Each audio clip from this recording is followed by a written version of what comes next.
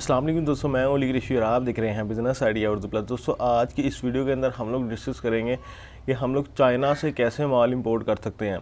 तो यहाँ पे दोस्तों बात शुरू करने से पहले आपको बताना चाहूँगा, हमारे दो चैनल हैं, एक टेक्निकल अली के नेम से और एक जो आप देख रहे हैं। तो नीचे डिस्क्रिप्शन में लिंक मौजूद है, काइंडली उसे भी विज़िट कीजिए और सब्सक्राइब ज़रूर कर लीजिएगा। तो यहाँ पर दोस्तों दो तरीके होते हैं किसी भी मुल्क से माल जो है मंगवाने के। तो हम आज चाइना की बात कर रहे हैं, तो चाइना से माल इंपोर्ट करने के भी दो ही तरीके हैं।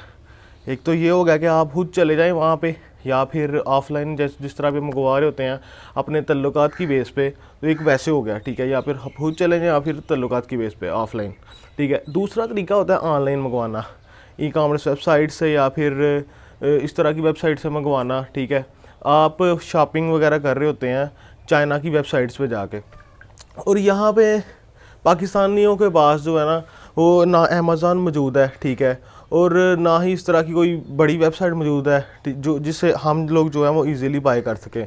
तो आ जाके सिर्फ दराज.पी के रह जाती है हमारे पास, और पाकिस्तान की कुछ वेबसाइट रह जाती हैं। लेकिन उसमें क्या मसला आ रहा होता है, उसमें इतने हाई रेट्स होते हैं कि बंदे का फिर दिल नहीं करता वहाँ से कुछ बाय करने में।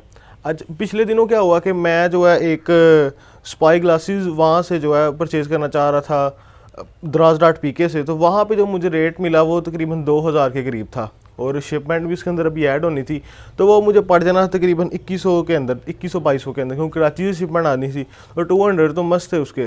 तो मैं जब गया एक चाइना की वेबसाइट पे, तो जब मैं चाइना की वेबसाइट पे गया तो वहाँ पे मुझे वही चीज़ जो है वो सिर्फ़ और सिर्फ मुझे 700 रुपये में मिली। और 700 रुपये में अब मैं एक चीज़ में मेरे जहन में बड़ी आई यार कि इसमें पता नहीं कस्टम टैक्स कितना पड़ जाएगा, ठीक है, और पता नहीं क्या क्या मामला तो होंगे। ये 700 की यहाँ पे दिखा रहे हैं आके मुझे वही ऐनक मिलेगी जो मैं परचेज़ करना चाह रहा हूँ, या फिर चीज़ की क्वालिटी वही होगी जो मुझे यहाँ से मिलनी थी। काफ़ी ज़्यादा सवाल थे मेरे माइंड में कि यार ये मुझे जब मिलेगी चीज़ ओरिजिनल होगी जो मैं मंगवाना चाह रहा हूँ, या फिर मेरे पैसे तो नहीं ज़ाया हो जाएंगे, ठीक है, और अगर मैं पैसे जमा करवाता हूँ मुझे चीज़ भी मिलेगी कि नहीं मिलेगी। काफ़ी ज़्यादा सवाल थे मेरे पास, और मैं बड़ा परेशान था कि यार कोई मुझे वो बंदा मिल जाए कि जो मुझे ये सारी चीज़ें बता दे, मैं इजीली जो है अपनी चीज़ें मंगवा सकूँ। तो खैर मैंने अल्लाह का नाम लेके ऑर्डर दे दिया, मैं ऑर्डर दिया, मेरे पास स्पाई ग्लासेस आ गए, ठीक है। और यकीन करें उतने ही पैसे लगे जितने वहाँ पे लिखे थे शिपमेंट डाल के, ठीक है। मुझे तकरीबन $1.5 पड़ा शिपमेंट का, ठीक है, और मुझे तकरीबन 1000 रुपये में जो है ना टोटल हर चीज़ मुझे 1000 रुपये में मेरे घर स्पाई ग्लासेस आ गए।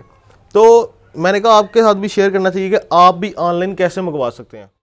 यहाँ पे जो सबसे बड़ा मसला आ रहा होता है ना लोगों के जहन के अंदर कि यार टैक्स कितना पड़ेगा अगर मैं एक ऐनक ले रहा हूँ या फिर इससे कोई बड़ी चीज़ अब तो मैंने एक ऐनक की बात की आपके साथ, लेकिन अगर मैं कोई बड़ी चीज़ ले रहा हूँ तो उस पर कितना टैक्स पड़ेगा। सबसे बड़ा मसला ये होता है कि यार कस्टम वाले क्लियर करेंगे कि नहीं करेंगे, टैक्स कितना पड़ेगा, पता नहीं क्या हो जाएगा ये वो।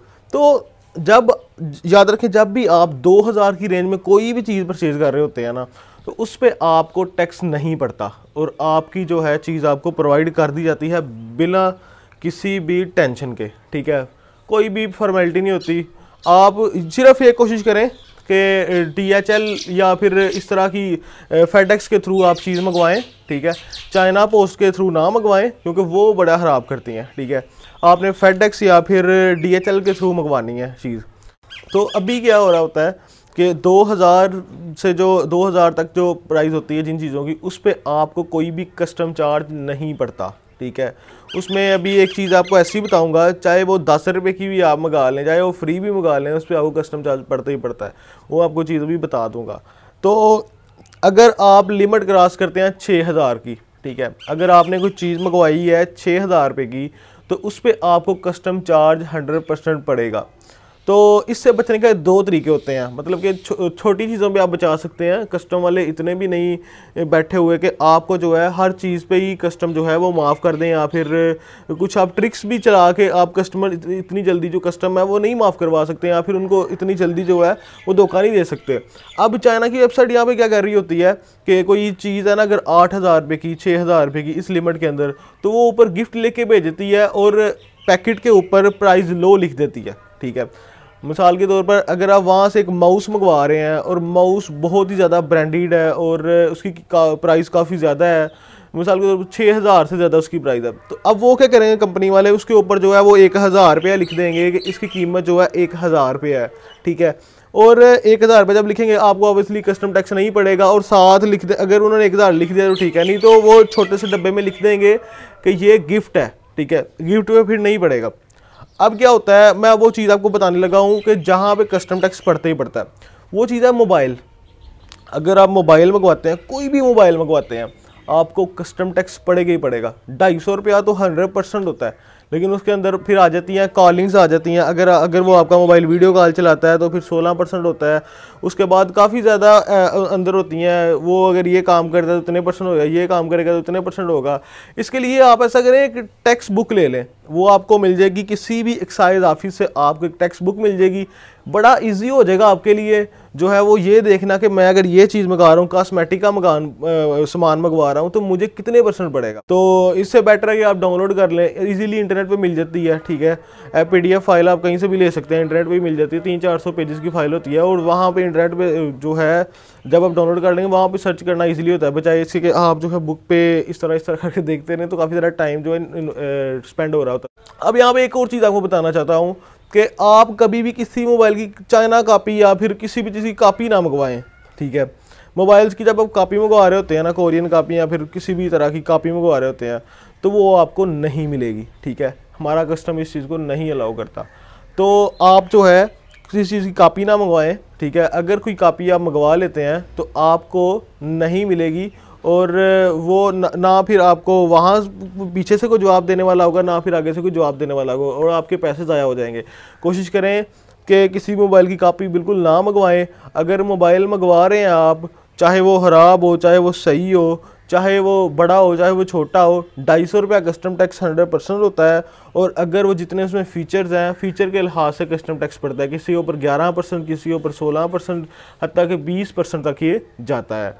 तो ई कॉमर्स वेबसाइट का एक तो ये हो गया, ठीक है। दूसरा क्या है ई कॉमर्स वेबसाइट का, कि लोग डर रहे होते हैं कि हमारे तक वो चीज़ जो है वो सही तरह पहुंचेगी कि नहीं पहुंचेगी। अब ये बड़ा मसला होता है, इसमें थोड़ा सा आपको तजर्बा चाहिए होगा, या फिर थोड़ी सी रिसर्च करनी होगी। पहले आप Draz.bk पे जाएँ, उसके बाद अमेज़ॉन पे भी जाएँ, फ्लिपकार्ट पे भी जाएँ, हर जगह पर जाएँ, ठीक है। जाके देखें कि इंडिया में कितनी प्राइस है, पाकिस्तान में कितनी प्राइस है, चाइना में कितनी प्राइस है, फलां कंट्री में कितनी प्राइस है, क्यों है इतनी, ठीक है। ये सारी चीज़ें सर्च करने के बाद आपको पता चल जाएगा। मॉडल एक देख लें जो सबसे अच्छा है, ठीक है।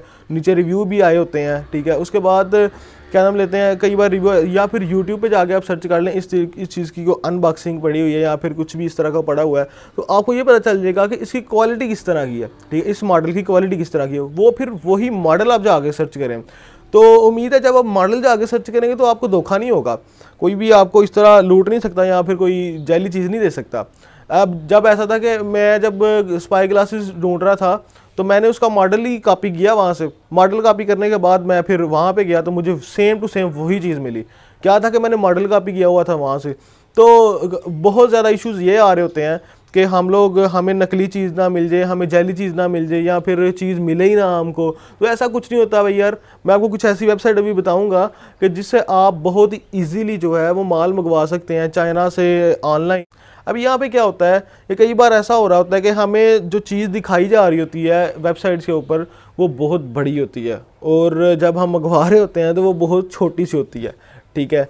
अब इसकी एग्जांपल ऐसे ले लें कि जैसे कोई मोबाइल स्पिनर है, अब मोबाइल स्पिनर भी आ गया है, वो आपको बहुत बड़ा दिखाया जा रहा होगा लेकिन बहुत ही छोटा होगा। लेकिन अगर जब आप उसकी डिटेल चेक करेंगे, डिटेल चेक करने के बाद आपको पता चल जाएगा कि ये कितने इंचज़ का है, ठीक है, कितने इसका है।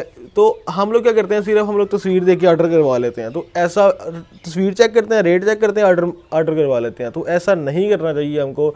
साइड में आपको डिटेल्स मिल जाएंगी, डिटेल जाके लाजमी चेक करें पहले, इसका वज़न कितना है, ठीक है, इसकी पैमाइश क्या है, इसकी मेजरमेंट क्या है, ठीक है, इसका कौन डील कर रहा है, टोटली ये सारी चीज़ें पहले चेक करें, इसका रिव्यू चेक करें, तो फिर आप जो है वो किसी चीज़ को ऑर्डर करें। उम्मीद है कि इस तरीके से आपके जो पैसे हैं वो बिल्कुल ज़ाया नहीं होंगे। तो अब एक और चीज़ यहाँ पे ज़हन में रखें कि जब आप किसी भी चीज़ को ऑर्डर कर रहे होते हैं ना, उस बंदे की रेटिंग चेक कर लें पहले, ठीक है। जो आगे डील करने वाला बंदा है, ठीक, डीलर है जो आगे बैठा हुआ, उसकी रेटिंग चेक करें। अगर उसकी रेटिंग जो है वो 4 है तो फिर आप उसे ऑर्डर करें। अगर उसकी रेटिंग ही नहीं अच्छी, इसका मतलब ये है कि उसका जो रवैया है अपने कस्टमर के साथ, या पीछे उसने जितना भी सेल किया है लोगों ने उसको इतनी रेटिंग नहीं दी, लोगों ने उसको गंदी रेटिंग दी है क्योंकि उसका रवैया नहीं अच्छा था, या फिर कुछ भी इस तरह आप कह सकते हैं, या फिर उसने चीज़ नहीं अच्छी भेजी थी, पैकिंग नहीं अच्छी भेजी थी, तावन नहीं किया था कस्टमर के साथ, ये सारी चीज़ें इसमें आ जाती हैं। तो रेटिंग भी लाजमी चेक करें डीलर की, और डीलर भी अच्छा बंदा आपको मिलना चाहिए। तो इस तरह आप बहुत ही इजीली जो है ऑनलाइन कुछ भी मंगवा सकते हैं चाइना से। अब चाइना की वेबसाइट्स की बात कर लेते हैं। सबसे पहले आ जाती है अली एक्सप्रेस। अली एक्सप्रेस भी एक अच्छी वेबसाइट है, इसके अंदर कम ही चांसेस होते हैं आपको कोई कस्टम टैक्स पड़े। उसके बाद आ जाती है बैंगुड, ये भी बहुत ही कमाल की है, बहुत ही तबार वाली वेबसाइट है, इसके अंदर कैशबैक की गारंटी होती है, तो कोई टेंशन वाली बात नहीं है, ठीक है। उसके बाद टॉप आ जाती है, ये भी बहुत ही कमाल की वेबसाइट है। आप ये 3 वेबसाइट ध्यान में रखें, अली एक्सप्रेस, बैंगुड और टॉप। ये तीनों वेबसाइट जो हैं ये बहुत ही कमाल की हैं, और आप इनसे अगर शॉपिंग करेंगे मुझे उम्मीद है कि आपके साथ धोखा, फ्रॉड इस तरह का कुछ भी नहीं हो सकता। तो अब बात आ जाती है कुछ पेमेंट की। पेमेंट का भी एक बड़ा मसला होता है कि हम लोग पेमेंट कैसे करें, ये भी एक बहुत बड़ा मसला है यार। कि अगर हम कुछ पाकिस्तान में कुछ मंगवा रहे हैं, हम क्या करते हैं, कैश ऑन डिलीवरी, ठीक है, डिलीवरी दो भाई, कैश ले लो, ठीक है। मैं खुद ऐसे करता हूँ, मैं नहीं करता ऑनलाइन कभी भी पेमेंट। ऑनलाइन पेमेंट करनी हो तब करता हूँ मैं जब आउट ऑफ कंट्री से कुछ मंगवा रहा हूँ, चाइना से कुछ मंगवा रहा हूँ या सिंगापुर, इस तरह से काफ़ी ज़्यादा कंट्री से अगर कुछ मंगवा रहा हूँ मैं, तो मैं फिर ऑनलाइन पेमेंट करता हूँ, या फिर वो लेटर एक बन जाता है बैंक से, वो मैं बनवा लेता हूँ। लेकिन अगर छोटी मोटी पेमेंट करनी है तो फिर कार्ड ही बना यूज़ कर लेता है। तो करना क्या होता है हम लोगों ने यहाँ पे कि हमको एक कार्ड चाहिए होता है, ठीक है, वो मास्टर कार्ड का भी ऑप्शन होता है उसके अंदर, और वीज़ा कार्ड का भी ऑप्शन होता है। तो मतलब कि आपको पेमेंट वहाँ से करनी होती है जो आपके पास अगर क्रेडिट कार्ड होगा। अब यहाँ पे मसला क्या आ रहा होता है कि हमारा क्रेडिट कार्ड जो है इंटरनेट कनेक्शन उस पर नहीं ऑन होता, ठीक है।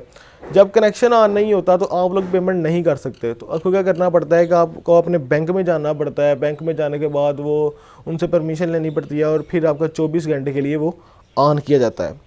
तो वो जब ऑप्शन आपका ऑन किया जाता है तो 24 घंटे के अंदर ही सिर्फ आप कर सकते हैं कोई कुछ भी शॉपिंग, और किसी को अपना कार्ड वगैरह, नंबर वगैरह सब कुछ वहाँ पे दे सकते हैं।